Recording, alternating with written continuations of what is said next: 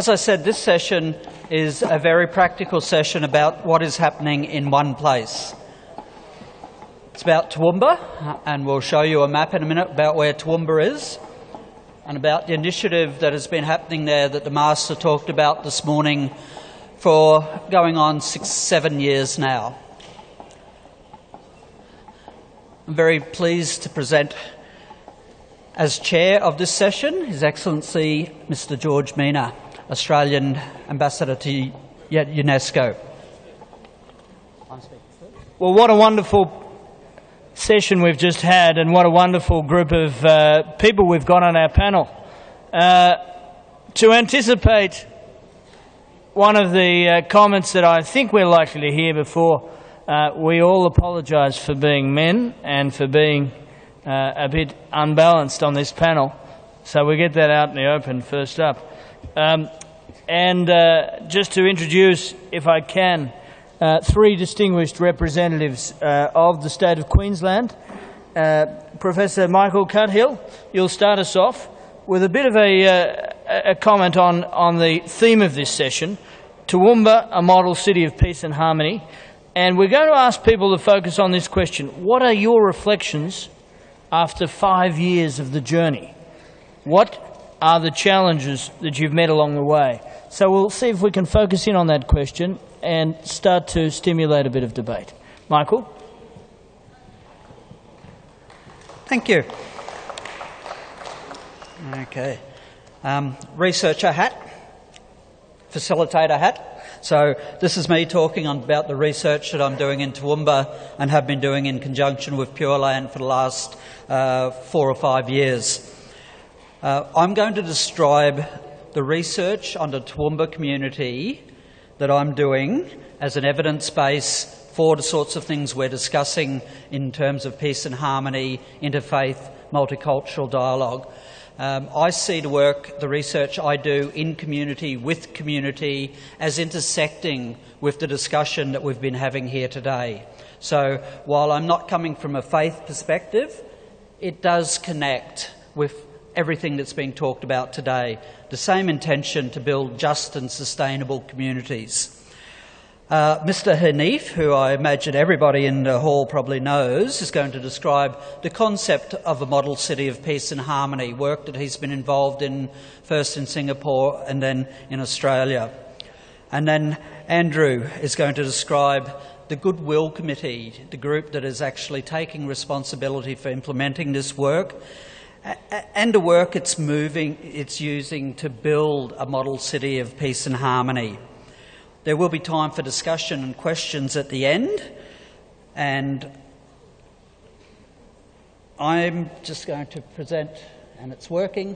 I'm going to talk about the evidence base, and first of all I'm going to show you where Toowoomba is. So the shaded yellow area is Queensland. From that bottom border is basically subtropical up to very hot in the north. The capital of Queensland is on the coast from Toowoomba. We are about 1 hour west of the capital, Brisbane. As you can see, it's a very large area, is our state. Very underpopulated because everything basically west of the coast becomes very dry very quickly. I'm going to present 4 areas. A very brief history of Toowoomba, and you've already heard a little bit about that from other speakers. I want to talk about what's happened there in the last 5 to 10 years, so contemporary change processes. They relate to Toowoomba, but from discussion prior to this, they also seem to relate to other places, and you would expect that. Different cultures, different countries, but we are talking about the same sorts of issues, and social inclusion and education came up in the last session very strongly. And then I want to finish off very briefly as an introduction to what the other 2 speakers will present around working together to address those challenges and opportunities. Now, as I said, I'm presenting an evidence base here. As a researcher, I do research on community development and capacity building, social sustainability, community resilience, all that stuff about making communities, helping them to build their own capacity, to be strong themselves and to be connected. All of this is published, so I'm going to give you a very high overview. Forgive any generalisations, but the detail is written out somewhere if you wanted to read it. So the history of Toowoomba. The first white European contact in Toowoomba was in 1816. So we're talking about a reasonable length of time, but not a long history as we have in, obviously, European countries for white settlement. Of course, Indigenous peoples have been in the country for 40,000 years plus. It's a slow-paced development since 1816. Not much happened over a fairly long period of time. It was a centre for regional agriculture. That's the main purpose it was there. So it helped support farming, cattle, agriculture, and that's where the town sat for many, many years with that agricultural base, and still to some extent now. It's a predominantly white town, very Anglo-Celtic population still today, though it's changing. It's predominantly Christian, and as somebody said earlier over lunch, it used to be nearly a very fundamental Christian, not active fundamentalism, but very, very strict Christian. The community has very strong social capital. People are connected across the community. Farming families, intergenerations at the same schools and the same people going into politics from families. It's very strongly connected in the community. The last 5 to 10 years have seen fairly rapid growth and the associated changes that come with that growth. Currently, there's a population of about 160,000, so we're not talking about a large city, but we are talking about a large regional centre. Now, the second point is contemporary change processes. And this is more general than just Toowoomba. All communities, to varying degrees, live in a constant state of social, economic, environmental, cultural change, political. Things are always changing. It's a fact of life. Change is unavoidable. It's often unpredictable, and it's sometimes catastrophic. Toowoomba is currently going a fairly rapid change process, transitioning from this historically conservative white Christian town into a town of great diversity and an increasing population. There are a number of key drivers behind this, as there are context-specific in all cities. We're getting a major redevelopment of our central business district.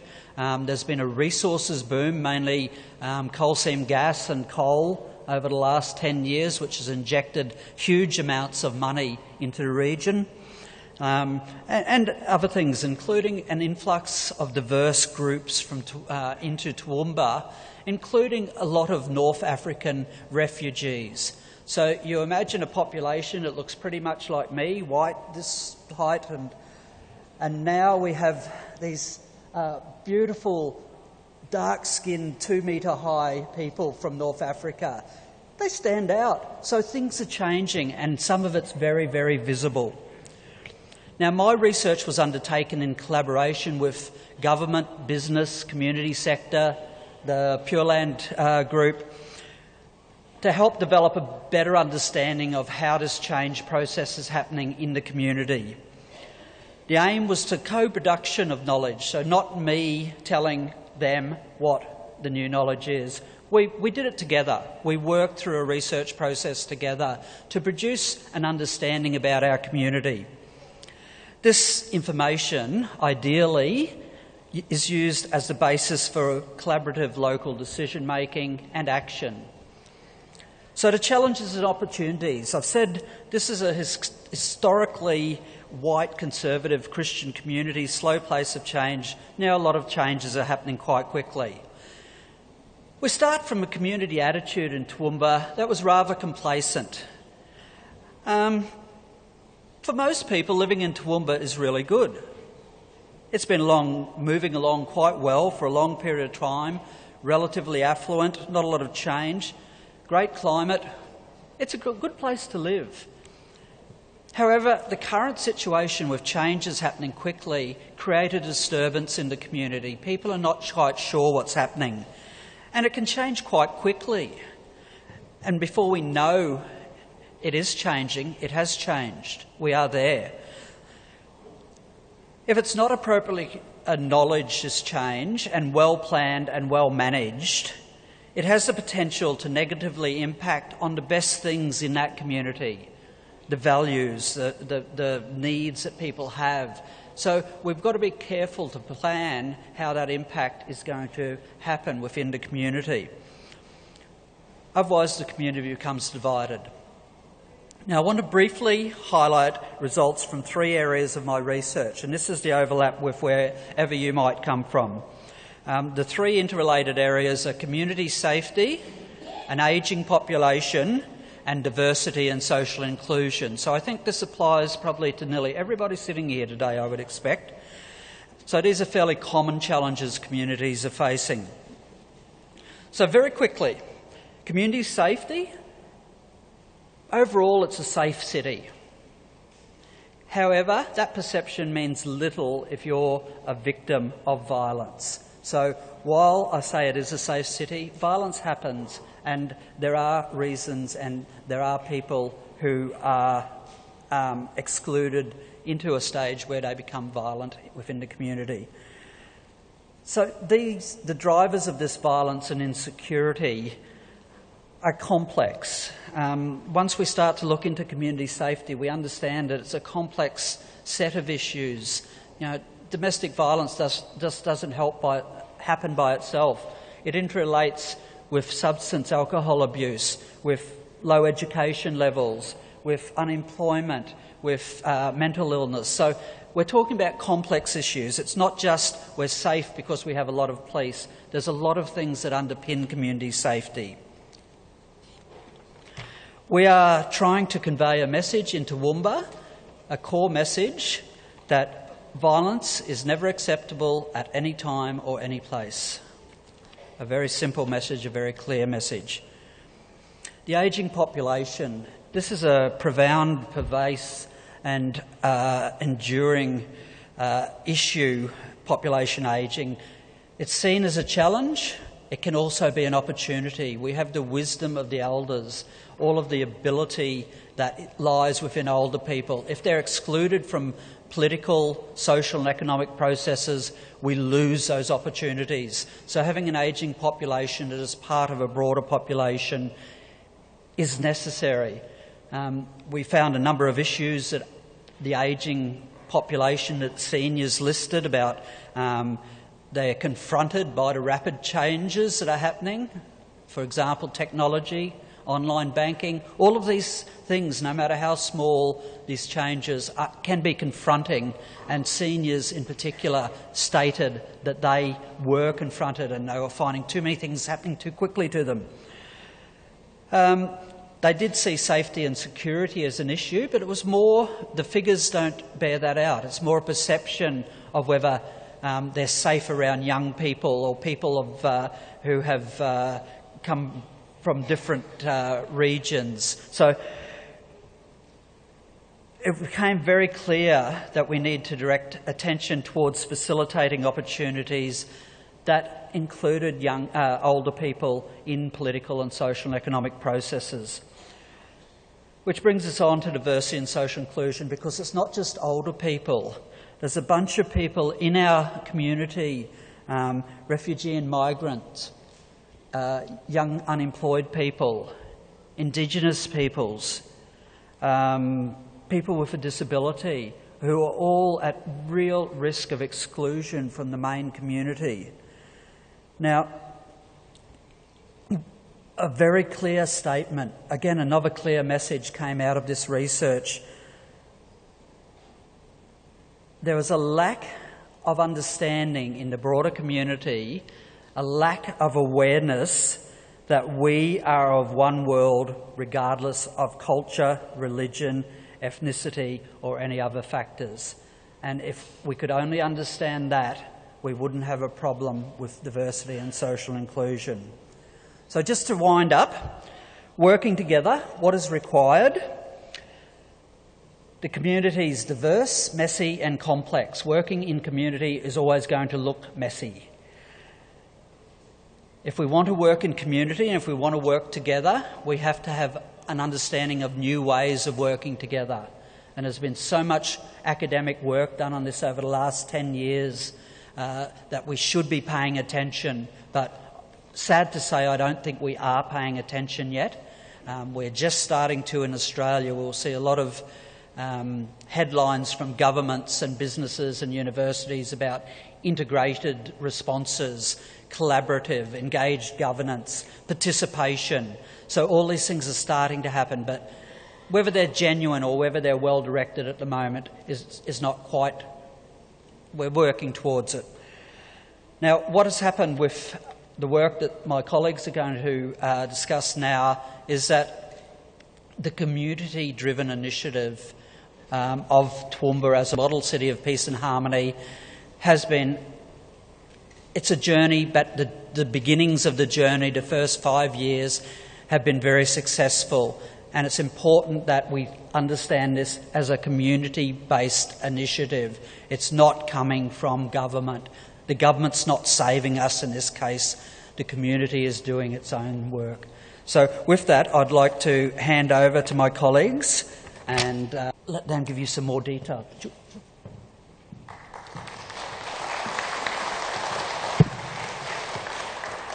Professor Cuthill, that was very stimulating, and it goes a little way, I think, to answering a question we heard earlier. What are the drivers of radicalisation? Well, we heard a little bit about the drivers of insecurity and isolation. Let's hear about some of the solutions. Haniff, could you come up and start to give us a bit of a sense of what's going on in Pure Land?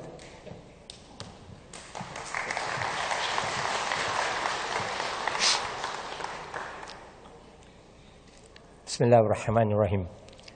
Assalamu alaikum wa rahmatullahi wa barakatuh. Well, that's the greeting which basically means peace be upon you. Thank you very much, Your Excellency George and also Michael. I don't really have all the solution, but I think my colleague Michael, Professor Michael, has given you an insight into some of the social challenges and some of the contemporary issues.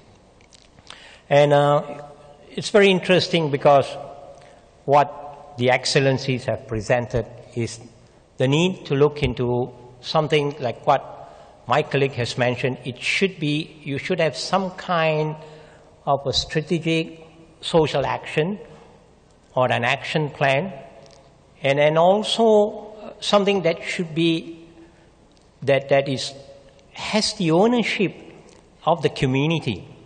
So this is what I'm going to share with you. Like I say, it's not all the answer to that, what we're trying to achieve. But I'll give you some of the initiatives and strategic directions we have developed and initiated in working towards making Toowoomba a model city of peace and harmony. It's a small country town, but people with a big heart. It's a community dissect with no less than 80 ethnicity groups from different culture, customs, traditions, and beliefs. So what will you have? Obviously, it'll bring lots of differences and as well as lots of similarities.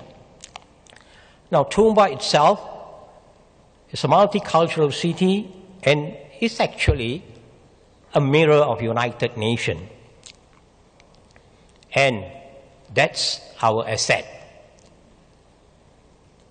It's very important because if you know your asset, work on your asset. So that's our asset. So what we do, we work around the differences. Well, you can call it to strengthen social cohesion or social inclusion. And we use the similarities to promote social harmony.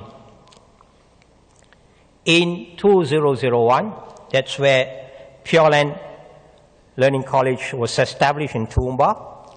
Though it's primarily a Buddhist organization, it took upon the initiative to organize what we call friendship dinner. It started off that. It's just about bringing people together, sit on a table, share your stories, share a meal, get them connected. I think that's the vital thing. It's just like what we are here today. Unless I'm connected to you,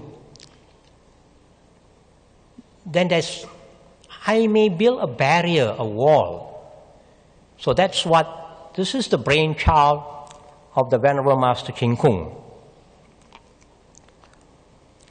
On his visionary leadership of the Venerable Master, the Office of the Multi-Faith and Multicultural Center was set up in 2010, whose primary role is to develop a strategic roadmap and initiatives that could facilitate to bring this dream of a model city of peace and harmony into reality. Now, to develop this basic strategy, you need some guidelines, some decimal points of what you call principles. And this is what we do. It's very basic. Just go back to the basics. Sometimes it's good for us to go back to the basics, because the basics is what will actually help us to see things clearer. So this concept of the practice of giving, the word of kindness, beneficial act, and cooperation. So we centered ourselves around these 4 principles. In March 2012, at an interfaith forum, the communities, this is where, as we develop, as I say, the college, it took some time from 2001 to 2012, when it was at the forum where the community leaders, the residents, felt that that's something else that they can do. They have that confidence after a period of years to make Toowoomba a model city of peace and harmony. This journey, as a result of this journey, it takes a step further. We set up what we call the Goodwill Committee. That was launched in Bangkok in the year 2012 in the presence of Her Excellency Catalina Boye, then who was the president of the General Conference UNESCO, and I'm made to understand that she is now the ambassador Hungary was then also the Hungary ambassador to UNESCO, but I understand she has gone back to Hungary, and she's an ambassador assigned to another country. In our pursuit to bring about greater religious harmony, as we have heard some of the speakers spoke about, because of the religious misconception of each other's scripture, the fear of, or rather the ignorance. So we feel strongly that we need to get this religious leader together. So as a result of which 18 faith representatives came together in October 2015 to form what we call a Toowoomba Interfaith Working Group, where you see it's a representation of the bigger denomination of the Christians, the Muslims, the Hindus, the Sikh, the Baha'i. So there are a total of 18 representatives. You're going to hear from some of them, some of my colleagues towards the later part. Since then, we have organized forums, workshops, training visits, exchanges, harmony lunches, and also celebration. If you look, this is part of it. Somebody was talking about how do you sort of initiate at the young level. As one of the pictures, rightly you can see, where it's about education, bringing the children to these places, get them to understand, get away that fear of them going to a church, the fear of going to a mosque, the fear of going to a Hindu temples where you get deities, the fear of going to a Sikh temple. So that's part of that programs that we have. And of course, a lot of all the ongoing multicultural dialogues, workshops, etc. Now, much for that, we acknowledge our journey has been one of tedious, bumpy, occasionally very, very complicated. We do quarrels a lot. Right? Sometimes we don't talk to each other for a couple of days. But all the quarrels are for the good. And we are humbled to share our model. This is a model we believe could help us to realize our dreams, and a model that could be adopted and adapted. We know this is going to be a journey, a long journey, but for us in Toowoomba, as I say, we started at 2001. We are very confident with community support, we can make it. After all, what we are doing, this is about the celebration, I spoke about, where you see Christmas is celebrated in a monastery. That's in Wielandt. That's a Christmas celebration where the community comes. Usually we get between 800 to 1,000 of members of the community will come to a lot of our celebration. Back to what, as I say, whatever we are doing, what we achieve, or we're trying to achieve, we are actually complementing the strategic objective 8 of UNESCO. That is supporting inclusive social development, fostering intercultural dialogue for the reapproachment of cultures and promoting ethical principles. So that's exactly what we're doing. Now, if there's a need for you to know a little bit more, there's a book that you can pick it up outside. It's about building a model city of peace and harmony. That's Toowoomba. The book is available outside. Till then, for all of us, my colleagues is still work in progress. Thank you very much. Merci. Merci. Thanks a lot, Haniff. That was excellent. Acts of giving, words of kindness, beneficial acts, and cooperation. I'll be talking to my children tonight about all those principles. Andrew.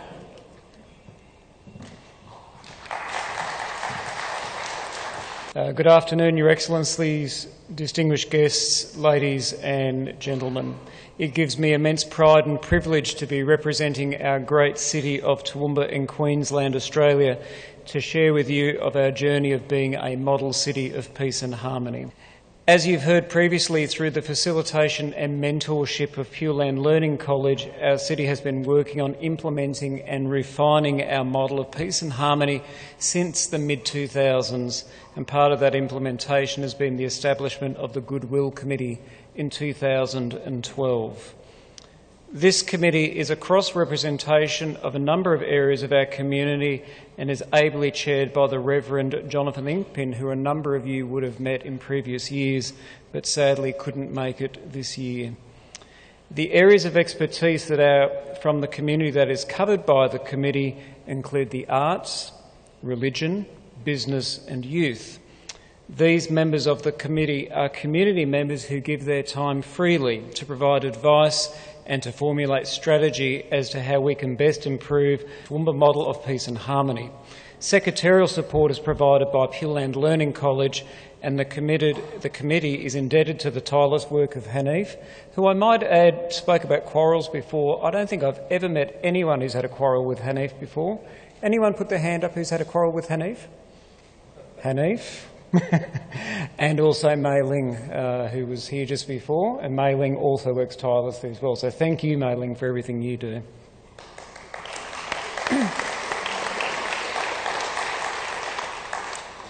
The committee itself works on 3 guiding principles to promote and refine the model city of peace and harmony message. These principles are collaboration, education and social interaction. In the committee's work through collaboration, the committee strives to reach out and work with other community, religious and educational groups in our community. With the networks that committee members bring to our group, we are able to start conversations, find common ground around goals and objectives, and then work collaboratively to achieve these goals. As an example, the Goodwill Committee is working with an organisation to committing the end of blight of domestic violence in our community. This organisation is called Toowoomba Together, and we share common goals around Toowoomba being a peaceful and harmonious place, and as such is an ideal partner for us both to achieve our goals. Some of you who were here last year would have witnessed the presentation from Darling Heights Principal Mr Mark Creedon around the work he is doing with students who come from 60+ countries that are represented in his school community. It is a powerful message to send to all in the community around living in peaceful cohabitation, and the work that he is doing is profound. As we all know and heard from previous conferences here at UNESCO, education is a core principle of building peaceful and harmonious communities, and that is why the Goodwill Committee places such emphasis on working with primary, secondary and tertiary institutions to help achieve this goal. The Goodwill Committee, in concert with the Wielandt Learning College, has also been working actively towards social interaction, in particular engagements with religious and community groups. Aside from our strong community engagement, as referenced earlier in my message around collaboration, the Goodwill Committee has also made it a point to actively seek out and work with groups representing a broad selection of the community, both from a social and also economic perspective. As an example, whilst having a strong relationship with the Toowoomba Chamber of Commerce, of which I'm the former president, is important, so is a strong connection with the Toowoomba Refugee and Migrant Services, TRAMS. Both are important facilitators and networks in our local community, but both assist vastly different reference groups. With these examples given, the Goodwill Committee has contributed to a number of successes in our community, but it is also important to recognise a number of challenges that lay not only before us as a committee, but indeed as a whole community. An example of the Goodwill Committee has done in collaboration with other groups is White Ribbon Day. This is a day in which the community, in particular men, come together for a morning breakfast at a local Toowoomba park. At this breakfast, the Mayor, along with other community leaders, pledged to never perpetrate acts of domestic violence. One of the images of my presentation, which you can see up on the screen at the moment, is a recent White Ribbon Day where over 1,000 men collectively formed a ribbon symbol. Trying to organise 1,000 men was an interesting concept in itself, and undertook the White Ribbon Pledge, thereby sending the message that domestic violence is acceptable now and it is never acceptable. In a similar vein, the Goodwill Committee is working with Toowoomba Together, a newly formed local group whose sole aim is to stand up against domestic violence. Given the Goodwill's Committee desire to have Toowoomba as a city of peace and harmony, the invidious nature of domestic violence must end, and the Goodwill Committee stands proudly with Toowoomba Together in this regard. However, despite all the good work of the community working towards and refining the model, we face challenges which can and will be overcome if we work together as a cohesive group. One such example is the extreme right-wing group, United Patriots Front, the UPF. This group has stirred up a lot of community anguish and concern around the building of a mosque in another part of Australia. focusing on the community concern around a very small number of radical elements in our local community, the UPF has tried to establish a presence in Toowoomba to replicate its previous success. Fortunately, however, this has not been successful given the local efforts of police, working with the media and other community groups such as the Goodwill Committee to ensure the messages of hate are given little credence in the media or indeed the community. And due to the lack of public interest, the UPF has failed to gain traction in our community and has indeed left town. Another area of concern was the recent burning down of the mosque in Toowoomba. And whilst no one has been charged or prosecuted for this vile act, it has not stopped the local Islamic community from drawing up plans for a larger mosque to replace the destroyed place of worship. And in consultation with the local government, it is expected the new mosque will be completed within the next 12 months. The act of destruction has not only brought the local Islamic community together, but indeed the broader community as well. For the last 3 years, we as a community have been visiting UNESCO here in Paris to share with you our journey and to update you with our progress. However, this year we come with another message, that of hopefully an ambassador visit to our city in 2017. The Goodwill Committee is working with the Australian Government to facilitate a small number of ambassadors to show work firsthand that we are undertaking in Toowoomba as a model city of peace and harmony. And we are hoping to coincide this visit with Harmony Day in March, late March. The aim of the visit is to show ambassadors how the local community is working together towards peace and harmony. There are a number of community events planned, and our organising committee is busily planning the event with the assistance of other community groups, educational and religious leaders, as well as leaders of local, state and federal government in Australia. The current itinerary also has activities in Sydney and our nation's capital, Canberra, to visit home embassies, and we're very much looking forward to seeing you down under in 2017. Thank you for allowing me the opportunity to share briefly the work of the Goodwill Committee in Toowoomba in working towards our model city of peace and harmony. Thank you and good afternoon. All right, well, that was very, very illuminating, and I asked this panel to talk about challenges. Well, you don't get much of a bigger challenge than the burning of a mosque. You have your opportunity to ask questions of the panel or of each other in the spirit of diversity. This is an all-male panel, and I want to, on behalf of we benighted males, I wish to apologise for that. But in some small gesture of remedy, women only are allowed to ask the first question. Are there any women who would like to ask a question? Only women, please, because we have had a very male-oriented panel. Carolyn, do you have any questions? If you like. There's one over here. All right, please. And then if you like over here. Please. Thank you very much, sir. I think there's absolutely no dispute at all that the work that the Venerable gentleman or his colleagues have done. My question still stands that a good project happens without terrorism, with terrorism, without extremism, with extremism. My question was, why are we seeing extreme violent attacks in the 21st century? And I do not believe, sir, that that question has been responded at all by any of the panel members. Thank you so much, sir. No, I think that's a tough question, and I think we've heard this last set of panellists talking about the ideological factors. This set of panellists started to talk about some of the social and exclusionary factors relating to the sociological sphere. Perhaps, Professor Cuthill, you could have a go at this one. Have you got anything to add to your points that you were making earlier about the importance of inclusion and the disruptive effects of exclusion? If people are not presented with opportunities to participate in their community, to have jobs, to have a say in political processes, I think we see the end results. I'm not talking from a faith perspective here, and I'm also talking about a fairly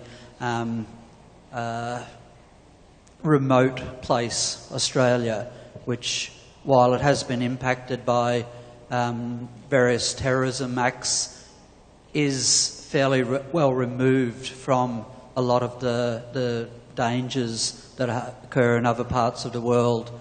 But if we're not going to include people,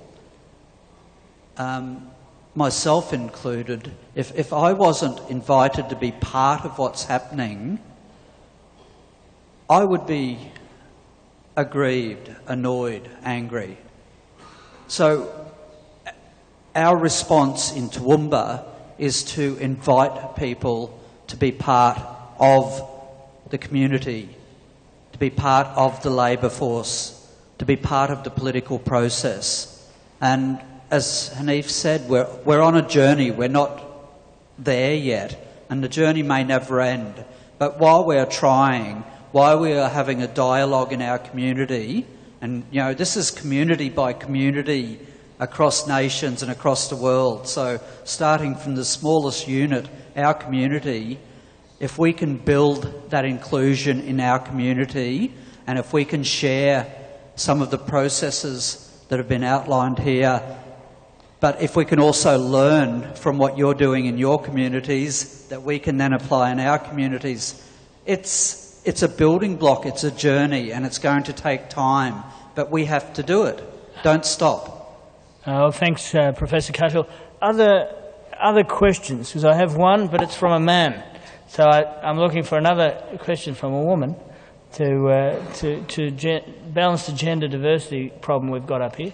Any others? We have one here from the Australian Permanent Delegation. Obviously, this is a very interesting model for a town. I'm just wondering if there's any transferability for towns that are much more isolated. For instance, 98% white town that I was raised in, very, very far from other cultures, other religions. How do you see the transferability from a model that already has all of those community members to something that's more isolated? And then I'll come back to you, sir. Andrew, would you like to answer this question of what we can learn from Toowoomba for smaller, more isolated towns? Sure, thanks, George. I got to meet Haniff when I was involved with the Chamber of Commerce, and when Haniff was telling me his background, he was suggesting to me that the basis of the Toowoomba model, and as we heard the Venerable Master talk about this morning, the work that was in fact done in Singapore. So I'd argue that Toowoomba, even though we have a model of peace and harmony, is not the model, but there are core tenets that could actually be applied to different areas. Sorry, I'm looking at you through a glass thing here. There are core tenets that we can in fact, and thanks George, that we can in fact apply, but it has to be localised. I don't think for a moment that we could hand you a book and say, congratulations, there's the model of peace and harmony, go for it, because every single area has different things. You know, just briefly coming back to the previous question around extremism, that very vague nexus, but Australia as an economy has had 25 years of uninterrupted economic growth, and Toowoomba is perhaps one of the most prosperous consistently prosperous economic regions in our country. So part of the success of the model, I would actually argue, is predicated on the economic foundations in our region. Now, there might be other regions where they're not as strong economically, and you would actually need to sort of try and remedy that first before you actually try and do other parts within the model. Take a question from a man now. Thank you very much. My name is Chang Yao. I'm from Brunei. I'm really heartened to hear about the Toowoomba case. It's a role model. It does seem a very interesting model city that may be replicated elsewhere. But I see an obvious irony that has not been addressed here. On one hand, that Toowoomba or Queensland has got this multicultural centre which is headed by Pure Land. But on the other hand, Queensland has also produced a very anti-multicultural persona, Pauline Hanson, who's been elected into office, and that paradox is something that is very annoying to me. I'm wondering how Pure Land navigate such right-wing conservative politics that may be antagonistic towards difference. I think this is a tough question. Andrew, do you want to have a go at that one? Sure.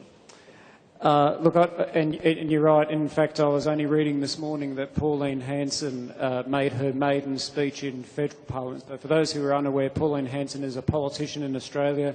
She has gained a lot of notoriety for her views around multiculturalism, and was a Queensland-based or a state-based politician. Had some issues, and went away for a while, and has sort of had a bit of a resurgence to the point where she's now been elected as a senator for federal parliament. I'd say from the outset that Pauline Hanson's views are not representative of the Australian community. I'm sure anyone who's an Australian here would agree with me in that regard. The way in which she has been elected as a senator, as opposed to a member of the House of Representatives. There's two houses in Australia, and it is much easier to, in fact, be elected to the Senate than it is to the House of Reps. You need something like, and I'm off the top of my head here, 0.5 to 1% of the vote relative to how the provinces are distributed. So it is a much easier hurdle. And sadly, in any community, you know, as unfortunate as it is, you're likely to have 0.5 to 1% of the community who perhaps have views that are not consistent with the mainstream, and unfortunately, I feel very sad as an Australian saying this, she has in fact been elected. But I can only assure you that her views, she is one of 80 senators. Are there 80 senators in Australia? 76, yeah.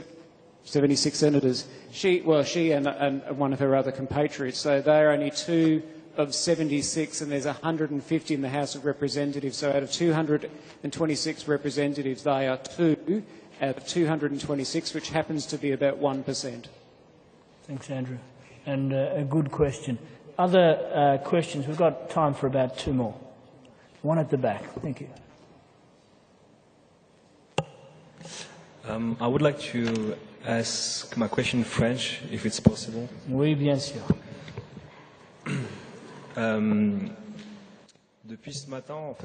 Since this morning, the various discussions and lectures, see religion as something as positive that can contribute to society, but I believe that in the current state of affairs, as soon as there is discussion on religion, people tend to be tense, and religion is seen negatively. How? Since religion is not accepted here, how can we make sure it is? So, the question is there any possibility for contributing through religion? What about we give this one to Haniff? Well, if I'm summarising correctly, there are tensions in our society regarding the role that religion can play as a vehicle or a vector for peace. And the question is, can we genuinely expect religion in that context to bring a message of peace when society is a little hostile? All right. Thank you very much. I think it's a very appropriate and timely question. It goes back to what my colleague Michael mentioned about you have to include everyone. Because the moment you exclude someone, then that's going to be a little bit of problem with you. So I would not, but I would rather use that as it's what we do in Toowoomba, that Toowoomba Interfaith Working Group. Now we include every denomination of the Christianity. And I think we have the Anglicans, the Catholics, the Unitarians, the Quakers are represented, the so-called the Mormons are represented, the Christadelphians are represented, the spiritualist church are represented. And I think it's the question of getting them together. And we are proud that because, as I say, when this idea was mooted, it was almost a spontaneous sort of reaction from all this group to agree to come down and sit together. But again, it's not like something that overnight. It's a question of a lot of, I would say, the groundwork that has to be done. The getting connected to them, sitting down with them, sharing what are your thoughts. Because sometimes it's because of ignorance that, oh, I don't want to associate myself with being a Muslim. I don't want to associate myself with a Jew because that will dilute my religion. So they can play a very vital role. And we are glad that we are beginning to see that in Toowoomba. Maybe I give one good example of myself. It may not be a good example, but that's the reality.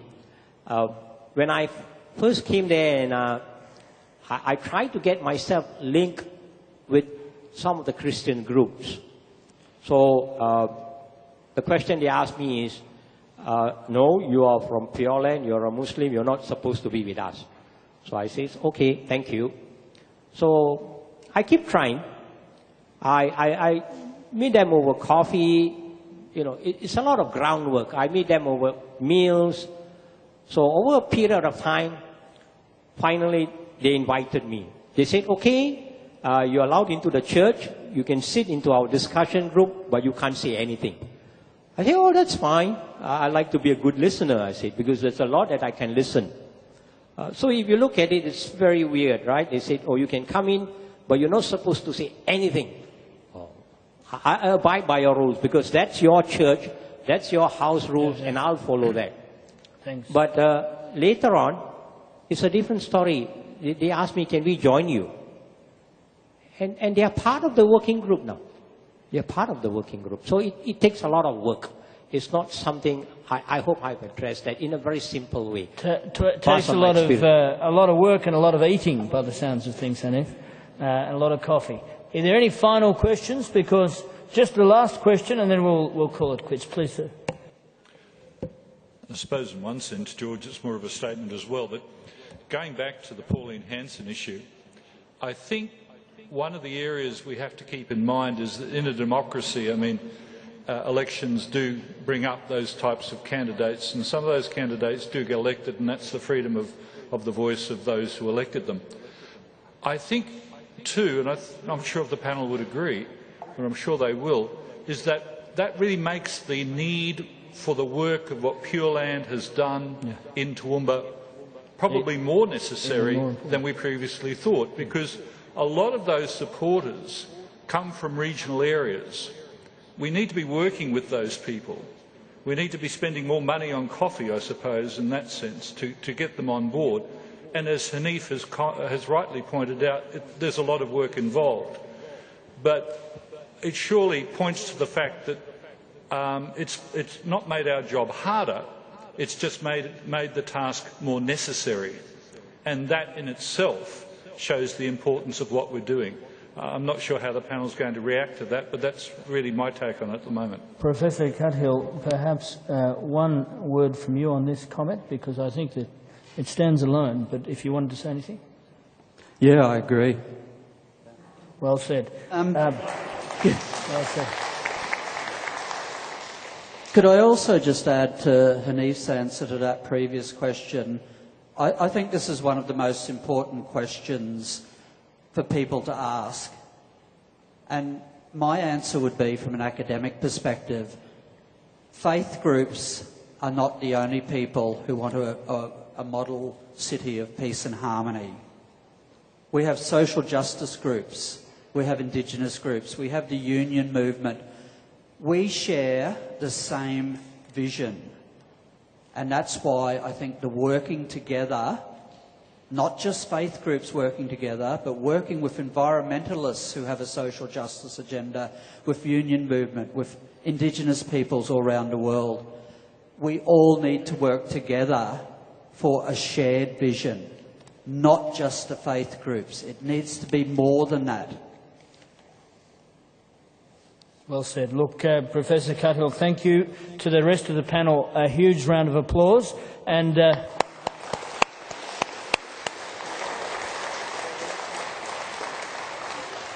it's clear they don't have all the answers in Toowoomba, but they clearly do also know how to use food. And that seems to be one of the secrets. 3 minutes break, and we'll come back to the next panel. Thank you all.